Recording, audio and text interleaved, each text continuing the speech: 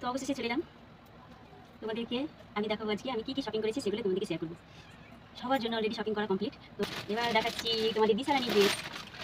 এই যে দিশামণি জামাটা কেমন বললে, ভীষণ সুন্দর। দেখো ফ্রক, নেটের ফ্রক, খুব সুন্দর। দেখো এটা হচ্ছে কুচি কুচি শাড়ি। দেখো এই দেখো বাচ্চাদের জামা না ভীষণ সুন্দর লাগে দেখতে, তাই না? এই যে দেখতে পাচ্ছ অবশেষে আমার shopping.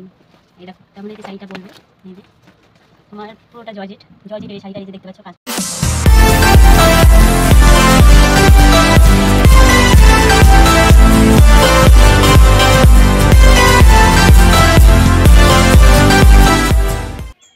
Hello guys, welcome back to my channel Jharna blog. তোমরা কেমন আছো? আশা করি তোমরা সবাই ভালো আছো, আমিও বেশ ভালো আছি। তো আবারও একটি নতুন ভিডিও নিয়ে তোমাদের সামনে চলে এলাম। তো এখন যাচ্ছি আমি স্নান করতে, গঙ্গা স্নান করতে, মানে বহরমপুর। তো তোমরা দেখো, ভিডিওটি স্কিপ করবে না, পুরোটা দেখো কীভাবে যাচ্ছি, কীভাবে স্নান করবো, সব কিছু শেয়ার করবো যদি পারি। আর কেউ তো আর ক্যামেরা করার নেই, তাই যদি পারি তো দেখাবো সবগুলোই। তো ভিডিওটি দেখো, স্কিপ করবে না কিন্তু, কন্টিনিউ করো। আর যারা এখনও লাইক দাওনি তারা একটু করে লাইক দিয়ে দাও। আর যারা নতুন বন্ধু আমার এই ভিডিওটি দেখছো তাকে সাবস্ক্রাইব করে দিয়ে আমার পাশে থেকো। তো মেয়েকে নিয়ে যাচ্ছিলাম, মা আর মেয়ে তো আমার দিদির বাড়ি গিয়েছিলো। আমার দিদির বাড়ি তো লালবাগ, তো ওখানে তো গঙ্গা আছে জানো। তো ওখানে গিয়েছিলো, ওখানে স্নান করে এসছে ওরা, সেই জন্যই তো মনসা পুজোর আগে, তাই ওরা যাবে না। আমি যাবো একাই, আর পাড়ার দুটো কাকি যাবে, ওদের সঙ্গে যাবো। আর মেয়ে আজকে আমার মেয়ে আর আমার বাবা যাবে আমার দাদার ছোটো মেয়েকে আনতে, নতুন বিয়ে হয়েছে, জামাই আর মেয়েকে আনতে যাবে। তো ওইদিকে যাবে দিশা ও দাদুর সঙ্গে, আর আমি তো একাই যাব, বাড়ির দুটো কাকি যাবে বললাম। তো যাই হোক, কন্টিনিউ করো ভিডিওটি, দেখো ভালো লাগবে।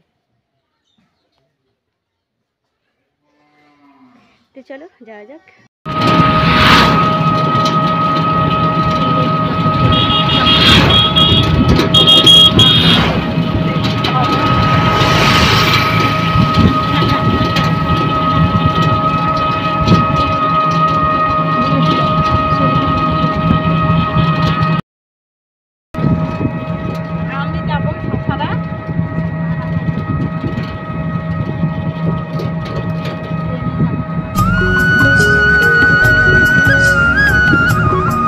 ফাইনালি আমরা পৌঁছে গেছি বহরমপুর, আর এখন যাচ্ছি ব্যারেজের উপর দিয়ে।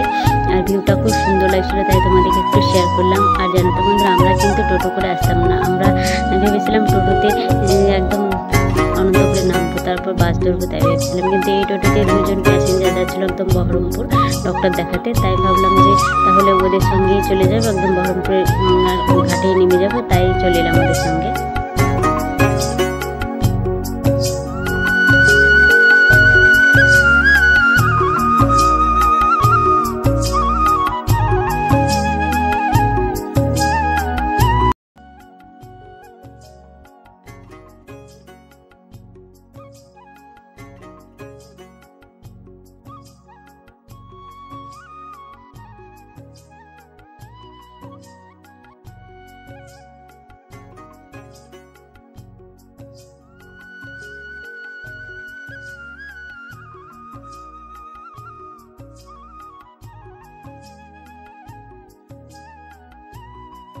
তো এবার গঙ্গা স্নান হয়ে গেল, তারপর দেখো এখন যাচ্ছি বাড়ির দিকে রওনা দেব বলে।